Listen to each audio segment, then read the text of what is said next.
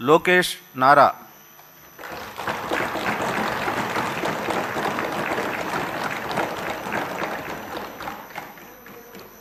నారా లోకేష్ అనే నేను శాసనసభ సభ్యుడినైన ఎన్నిక అయినందుకు శాసనం ద్వారా నిర్మితమైన భారత రాజ్యాంగం పట్ల నిజమైన విశ్వాసం విధేయత చూపుతానని, భారతదేశ సార్వభౌమ అధికారాన్ని సమగ్రతను కాపాడుతానని, నేను స్వీకరించబోయే కర్తవ్యాలను శ్రద్ధాశక్తులతో నిర్వహిస్తానని దైవ సాక్షిగా ప్రమాణం చేస్తున్నాను.